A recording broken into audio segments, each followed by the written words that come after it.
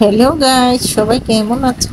আশা করি সবাই ভালো আছো। আজকে দুন্দুল দিয়ে ডিম দিয়ে আমি তরকারি রান্না করব। ডিমটাকে সিদ্ধ করে নিয়েছি, দুন্দুলটাকে কেটে দিয়ে পরিষ্কার করে নিয়েছি। রান্নার জন্য কড়াই বসিয়ে দিয়েছি, দিয়ে দিব সাদা তেল।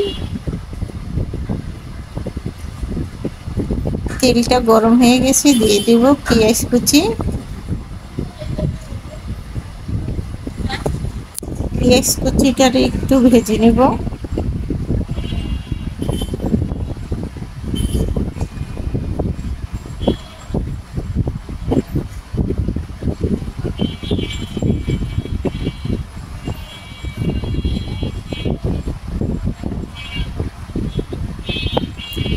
পেঁয়াজ কুচিটাকে ভেজে নিচ্ছি, দিয়ে দিব 1 চামচ পরিমাণ লবণ, আর দিয়ে দেব 1 চামচ পরিমাণ হলুদের গুঁড়া,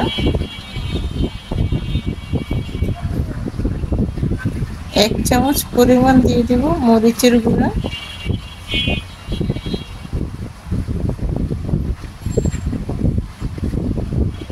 মশলাটাকে একটু তেলে ভেজে নিব। এখানে আমি আদা রসুন ব্যবহার করব না। দিয়ে দিব ডিমগুলি একটু কেটে নিয়েছি, এতে মশলা ঢুকবে খুব ভালো করে।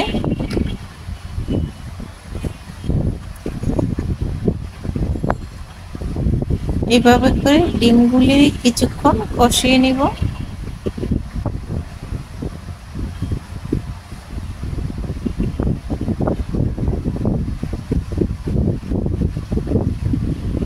ডিমও কিন্তু কষানো যায়, দেখো গাইস, এইভাবে করে ডিমটাকে খুব সুন্দর করে কষিয়ে নিয়েছি।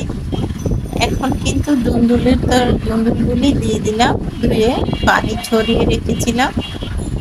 আমি কিন্তু পানি ব্যবহার করিনি, একটু পানি ছাড়া একদম খুব সুন্দর করে আমি তরকারিটা রান্না করব।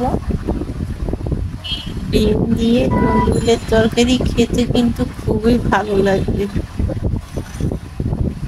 নেড়ে চেড়ে মশলার সাথে মিশিয়ে নিচ্ছি দুন্দুলগুলিকে।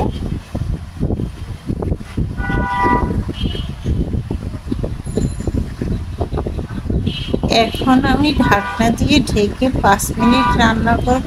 এতে আছে না, দুন্দুলের যে পানিটা আছে এটা বের হবে, এবং এই পানিতে সিদ্ধ হয়ে যাবে দুন্দুলটা।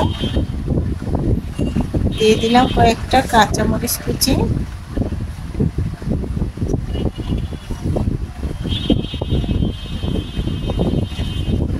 5 মিনিট ঢেকে রান্না করব।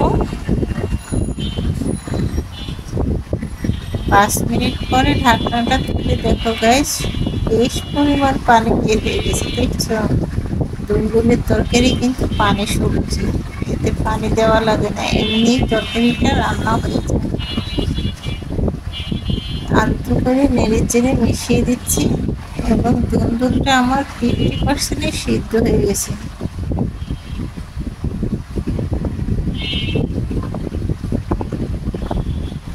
এখন আমি ভাজা জিরা গুঁড়াটা দিয়ে দিলাম 1/4 চামচের 1/2 চামচ। জিরা গুঁড়াটা দিয়ে আবারও কিন্তু আলতো করে নেড়ে চেড়ে মিশিয়ে নিচ্ছি।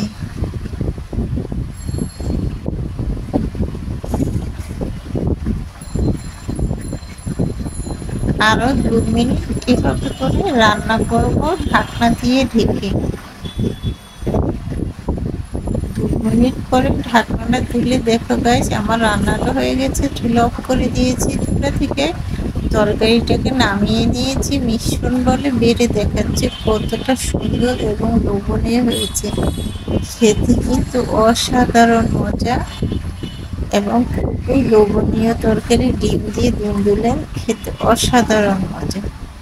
আমার এই রেসিপিটা যদি ভালো লেগে থাকে, আমার ইউটিউব চ্যানেলে লাইক এবং লাল বাটনটা টিপ দিয়ে দেখবে, তাহলে নিত্য নতুন রেসিপিগুলি তোমাদের কাছে পৌঁছে যাবে।